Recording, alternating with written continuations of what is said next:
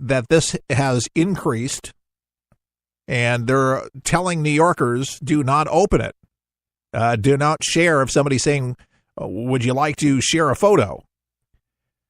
Brittany Carlson, she's 28 years old. She was riding the Uptown 6 train to a concert on July 27th when a mysterious message popped up on her smartphone.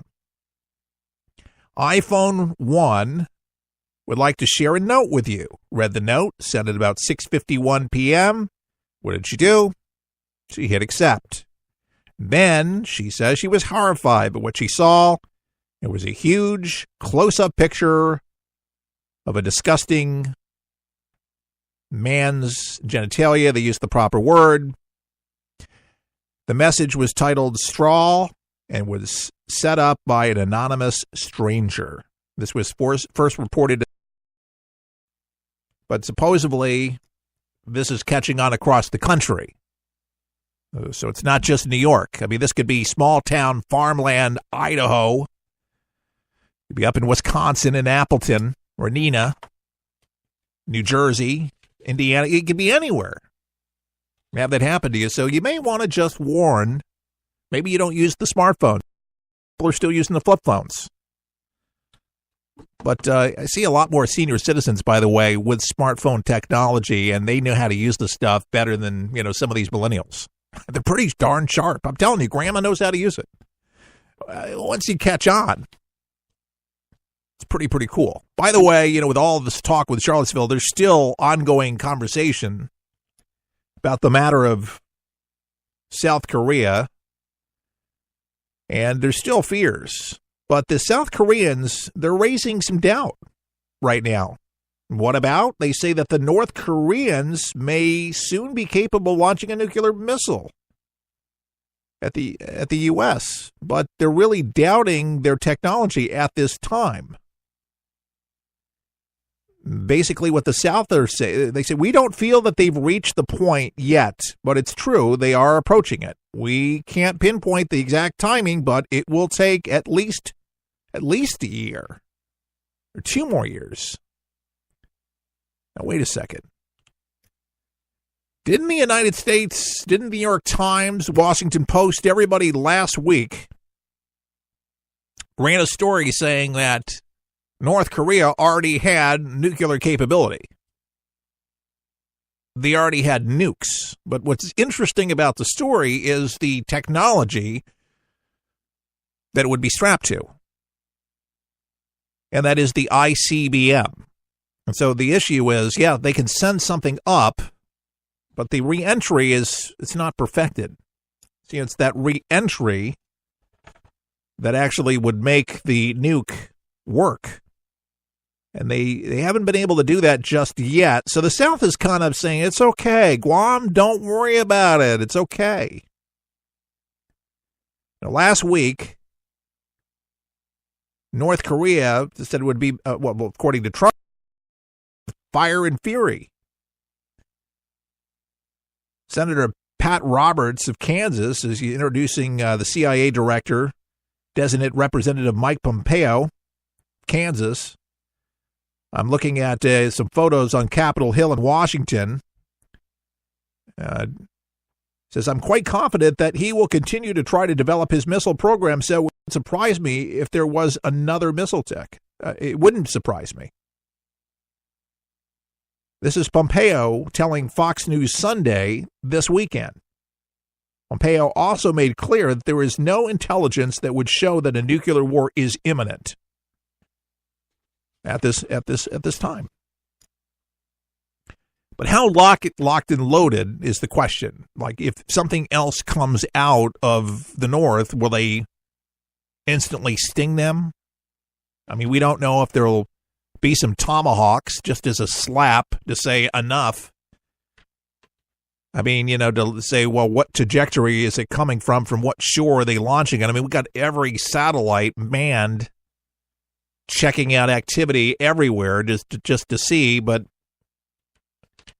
well, finally, the sanctions are going to be kicking in just any day now from China, saying that, the UN, there was a mandate, it was unanimous, because China voted too, to say we're not going to be delivering the coal and all the goodies that we've been delivering to Kim Jong-un and his folks. So this might be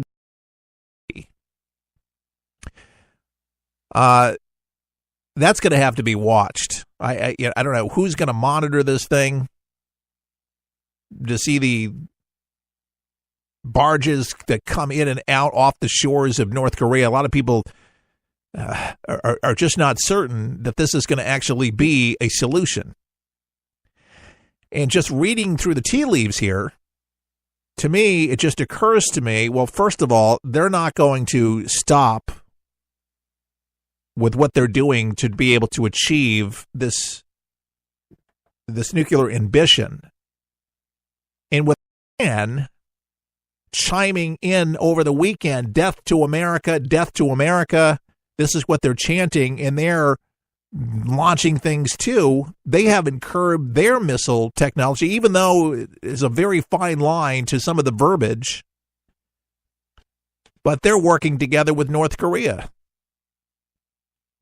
So between North Korea and Iran, these are two to watch, in my opinion.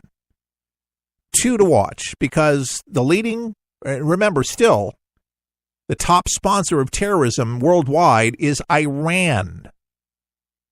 And North Korea has benefited from it. They're trading partners. They love each other. They treat their people just as inhumanely. They're communists. They hate America. They have something in common. Talk about hatred. These two, united together, they could be problems on both fronts. Imagine if they launched at the same time. What a terrible scenario. But there's problems.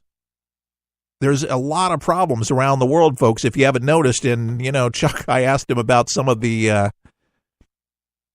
issues that we're facing right now in 2017, and he says we live in some very interesting times. The technology that's now available, they're just honing it just right, the North Koreans, and they could certainly carry out something. My worst fear is that they do have something on there and it just misfires. It doesn't go where it's supposed to go. Ted Koppel in his book Lights Out mentioned a EMP explosion over North America. You could just emit something over North America into the atmosphere, and literally our lights would be off. Now, that's still a scenario because apparently ISIS is looking into such technology, and our power grid is still number one. Our computer systems are still number one. Still issues, still on the top of the terrorist minds to be able to reap. And if you could shut down the country, well, you got them by the power. Everything's operated by power. It's interesting. I came across some little inserts that Chuck used to put in his books. And he used to remind people about all sorts of different things. One of them was Murphy's Oil. And let me just open one of these. I should probably print this because it's really good information. Maybe information some of you already know. But he would say 1 out of 3 people ages 50, 1 out of 3, there it is, ages 50 slips and falls each year. Here are some ideas to prevent. He says, first, use bleach and water or spick and span to clean floors. Do not use any cleaners like Murphy's Oil soap, Pine Sol, etc., as they may leave a residue or vegetable oil that does not evaporate and can cause slips and falls. He says, wear a pair of socks while showering or bathroom. This will give you a nice traction and assist you in not slipping. I wear socks when I swim in a pool. A slip and fall can be a disaster. Well, Chuck slipped and fall. He fell big time. Big fall. The reason I bring this up, because what does this have to do with, what you were just talking about with the power? Well, in this little letter with all this sage advice, he says, in a royal setting, you may consider a 5 kilowatt gas generator to be kept in the garage and have an electrician install the proper wiring so it can run your pump in a fire. Well, you could just survive with a 5-kilowatt gas generator. Chuck used to have 2 or 3 of them on his property just as redundants, for the radio network and for his house, for his well and all. Everybody should have a generator. And if you can have a gas cylinder, natural gas is what it is that would run one of these in your backyard. A gas tank. Yeah, that's what I want to say. For natural gas, you can use propane, but, you want a large supply. And if you can get a tank put in your backyard and you got the room, we'll go ahead and do it. But, if something ever happens, man, you're not going to be sitting in the dark. Just because the vulnerabilities, and they're just there, and just because you don't hear about that stuff every single day doesn't mean that it's going to not happen. Planning for eventualities, it's just a reminder. When I came across that slip, I thought to myself, occasionally I have to interlude this stuff. This is stuff that I already know. This is already stuff that I already practice and I believe in, but a lot of times I don't always share it.